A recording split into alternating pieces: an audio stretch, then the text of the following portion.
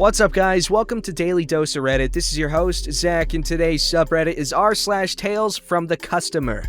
Alright, this story's called Bad Warranty Repair Policy Catches Up with Large Online Conglomerate. A few years back, I bought a slightly discounted end-of-season ski jacket from a retailer who had a store in the big online conglomerate. Okay, so we're dealing with three vendors here: conglomerate, giant online store; retailer, distributor with online store through the conglomerate, in addition to their own separate online store; and manufacturer, who also has an online store but is mostly a supplier to the larger stores. It's also important to note that the manufacturer has a lifetime warranty on things like zippers. I loved that jacket and had to wait 9 months to wear it, but after I wore it twice, one of the 6 zippers, lots of pockets, broke. I reached out to the manufacturer, super awesome ski apparel that starts with O, who said that because I had purchased it through the retailer, I needed to use their return service to request a repair, but they would be glad to repair it. The retailer said that because it was their store through the conglomerate and not their regular online store, I needed to contact the conglomerate. So I requested a repair from the conglomerate and sent the jacket in. I got notification in my email a few days later that my return had been processed and my credit card was credited what I paid. I flipped! I had searched and waited for months to find that particular jacket, for it to go on sale, waited months to wear it, and now it wasn't even mine anymore. I went back and forth with the manufacturer, retailer, and the conglomerate for a couple of weeks just trying to figure out where my jacket was and how to get it back. It wasn't lost. The conglomerate had returned the jacket to the manufacturer, who made repairs to it, but the conglomerate's policy was to refund the original purchase price, then resell the item to the customer for original purchase price once the repairs were made. Can you imagine if a car dealership pulled that crap? Yeah, we will fix your car, but you have to sell it back to us and then buy it back once it's fixed. By this time, I was ready to tell them get bent and have a local seamstress fix it, but it was repaired by that point, so I just wanted my jacket back. Angry but calm, I explained that I understand how retail and returns work, and that I was absolutely not paying what I had originally paid for a jacket that was now last year's model, and had been damaged and repaired, if for nothing else, for the inconvenience of asking the manufacturer to honor a warranty. Perhaps it was in new condition when I bought it, but since it didn't belong to me anymore due to their policies, it wouldn't make sense for them to charge me new price for a jacket that was last year's model and had been damaged and repaired. I reminded them they wouldn't be able to legally sell it as new to anyone else, and would end up putting it on their outlet store at a deep discount anyway, and that they had a guaranteed purchaser in me. Also, since they had not only sold me a defective jacket, but their return for repair policy was absolute nonsense and caused me a great deal of inconvenience and distress. I told them I would pay fair market value for last year's model of a damaged and repaired jacket of equal value at the time it was new, or they could put it in the outlet store and find a buyer now. I even looked around their outlet store and quoted them a price I thought was reasonable based on similarly priced jackets, something like 50% off for previous year's new models. If they had just sent it in for repair and returned it, I would have been thrilled and been none the wiser, but now they were adding insult to injury. They actually ended up knocking about 20% more off of what I asked, bringing the repurchase price to about 30% of what I originally paid. I wasn't nasty. I was persistent and I stuck to my guns, but I was nice about it. I was very surprised that I asked for something and ended up with more than I had asked. I'm not gonna lie, that sounds like absolutely horrible. I'm pretty sure you picked it up by now, but one of my freaking greatest it's just displeasures in life is dealing with customer service. I hate you if you're customer service. I know you're just doing your job. I know you have nothing to do with my problems, okay? But you're a jerk and I don't like you. I'm kidding. I'm nice to customer service people. But I do get pissed off at companies and I don't like talking to customer service people. I just hate it. So for this guy to have gotten done what he had gotten done in this story, is pretty badass in my eyes. Alright, this story's called City Bus Driver Needs to Make Everything into an Argument, Almost Leaves Behind Disabled Passenger. And because some of you have asked, yes, I did make a complaint to the bus company the evening this happened. This specific incident I'm describing in this post happened yesterday evening, 4 months ago. This story is very long, so here is a teal deer summary that I'm skipping over. Anyway, on to the story. Myself and this woman, who's in her 80s I'd guess, get dropped off at the same bus stop, where we'll be connecting to the buses we each need when they arrive. I had been talking to her a little bit before we got off. She was super adorable, had a shower-proof sponge sewn onto her face mask, had a bunch of cool lights, and even a clown horn attached to her walker. She did honk the horn a couple of times while we were on the bus, which was absolutely hilarious. There was no shade at this bus stop. For your information, it was 91 degrees out. No cool breeze, no relief other than an air-conditioned bus. So we're standing there at the bus stop, waiting and waiting and waiting. The elderly woman is standing under the bus kiosk, which isn't cool, but it's not directly in the sun. Her bus pulled up behind the other two buses already parked beside the kiosk. She started to get nervous, told me she was scared the bus wouldn't pull up closer to the kiosk and she'd be left behind. Many of the drivers are great people, but many will leave people behind with disabilities out of pure laziness and unwillingness to accommodate. So her fear was justified based on many bad experiences. Knowing my past experience with this particular driver, who is known for being impatient with people who are disabled, I didn't trust her to eventually pull up closer for this woman. I told my new bus stop buddy that I'd go talk to the driver and would be right back. I tried to prompt the driver to open the bus's front door so we could speak, so I wouldn't have to shout to her from the back of the bus. But she refused to open the door. She saw me, she knew I was there,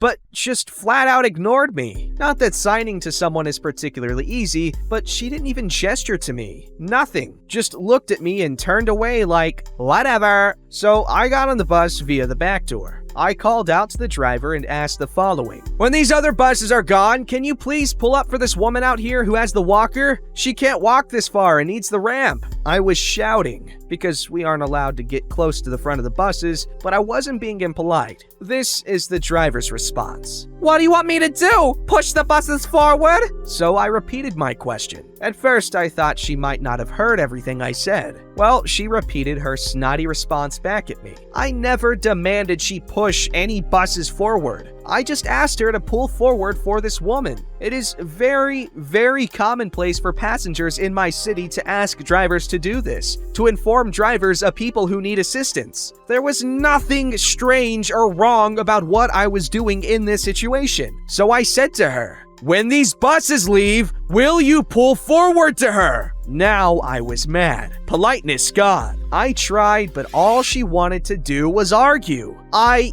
get it. Driving the bus is hard work. It's tiring. Rude people ride these buses all day and are nasty to the drivers for no reason. It was a hot day. Doesn't give her the right to behave like that. She was dead silent. I went back to the woman, told her the honest truth about what happened, and that I would stay with her to make sure she was on a bus. She was thankful. She did defend the bus driver a bit because, like I said, driving these buses is hard work. Nothing wrong with her thoughts on that. Well, these other buses leave, and this driver seriously pulls away from the stop, but almost as if she was changing her mind, she pulled back along the kiosk. I did have my phone in my hand, so she might have thought I was going to call the bus company, which I would have done if she didn't stop to let this woman on. So she opens the bus door, and the woman tells the driver that she needs the ramp, after I already told her twice about the ramp. The ramp, as it starts to unfold, whacks into a pillar holding up the kiosk and gets stuck.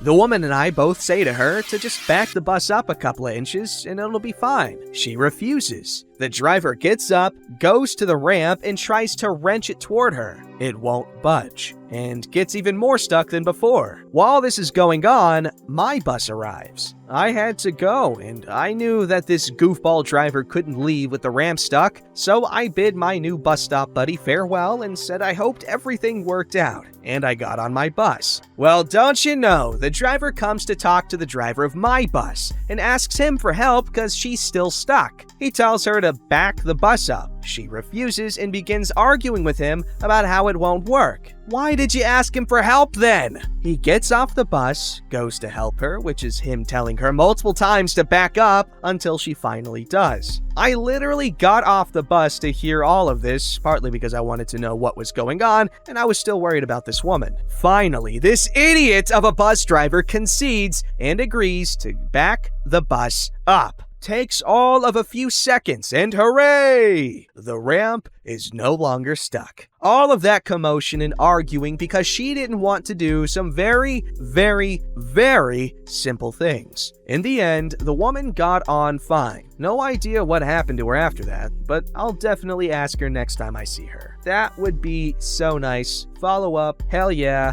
I'll check. Probably not, I won't remember. But that was very nice of you, OP, to go out of your way to make sure that this woman got on safely. Very sweet of you. This story's called Scheduling an Orthodontist Appointment with a Rude Staff Lady. Some backstory about the situation. Over the course of 10 years, I've had consultations about my lower jaw about 4 to 5 times, but never went anywhere since I was a minor back then and my parents didn't want to do it. I called my orthodontist office to schedule a, hopefully, final consultation to talk more in depth about what I can do to fix my jaw since I've been more serious about getting it done. At first, everything was going all right until the person scheduling my appointment started asking for more details about my situation. I told her I wanted a consultation for my lower jaw, but she asked for more details. That doesn't tell me anything. You need to give me more info, in a stern voice. Okay, no problem, I thought. However, I got the feeling that she was sort of annoyed. Anyway, I told her what I needed to be done and that I was a prior patient because I thought that she needed it to schedule the appointment. I guess I was a special case or something because she then commented, "Oh, so you're that patient that's been coming here like 100 times but never went through with any of those consultations." Okay. I guess I stuck out to every single one of those staff, that they somehow remembered me out of all patients that they have. I just laughed it off, since maybe she was just trying to joke around, but I realized that she was kind of rude as she started asking more questions. Are you finally going to get that surgery or what? I'd like to ask him about it in more detail since it's been a while. Find out whether it can be covered by insurance and if it got worse. Ish inserts comment about how this has been the same thing since 2009. At that point, I stopped laughing at the stuff she was saying because I wasn't feeling her personality at all. She asked me more info about insurance, and when we finally got to the dentist information, I told her that I forgot the person who gave me a brace consultation. Still a dentist, but not my usual one. Still works at the same office, but was recently employed. Yes, I know I'm a dum-dum, so this might have been on me, but told her where they worked at. That doesn't really tell me anything. I know that might not have been helpful, so I can see why she might have responded this way. Afterward, everything else went normally, but the conversation left a very sour taste in my mouth. I get that I've had plenty of opportunities to do something about my jaw, but my parents wouldn't let me at the time. Over the last 3 years, I never had the time due to non-stop college. Honestly, if the orthodontist wasn't so great, I would have straight up canceled my appointment and found another one. However, I don't really know any other skilled orthodontist besides him. A part of me is saying that I'm taking it too personally. Maybe I'm just too sensitive and that I brought this onto myself. No, that just wasn't very nice of her. Like, she obviously just doesn't realize the seriousness and the kind of thought that goes into having a surgery or anything like that, especially when it's that big of an investment because, well, first of all, surgery is just expensive regardless, but especially if you're doing anything with your jaw or teeth or anything orthodontics related, expensive. So, yes, a freaking person that was a kid 10 years ago might take a minute to actually get a surgery done if their parents aren't going to do it. But god damn, being that hostile is not how you get a new customer. Stupid people. Stupid people. I'm not that mad. I'm just energized at 1 in the morning. This story's called It's the Small Things That Count. This happened about a week ago. I had just gotten off of work and wanted a snack to tide me over while I ran errands. So I stopped at a large fast food chain for some fries. It was just after 5, so the drive-thru line was literally wrapped around the building. And since I just wanted fries, I decided to park and walk inside to pick some up. I was the only customer in the building. The transaction went as normal. The cashier was so busy that he left before giving me my receipt, so I awkwardly shuffled to the waiting area. And about 10 seconds later, a lady came by to the pickup counter and handed me my fries. "He wanted me to tell you that you might find a secret nugget in there," she said. "Oh, thank you," I replied. I went back to my car and pulled the fries out. It didn't really look like there was anything different about them at first, but as I ate, I slowly uncovered the bonus chicken nugget at the bottom of the container. I bit into it and was met with a spiciness that I wasn't expecting.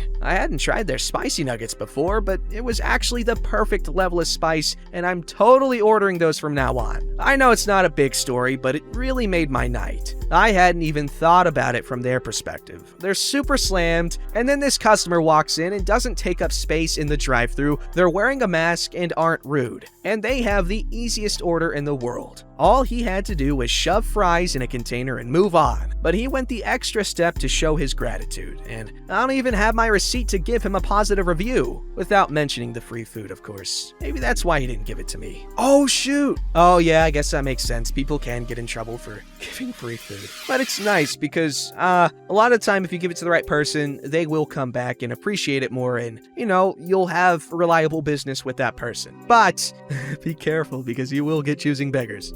Don't forget to like, subscribe, and hit that bell to never miss an episode.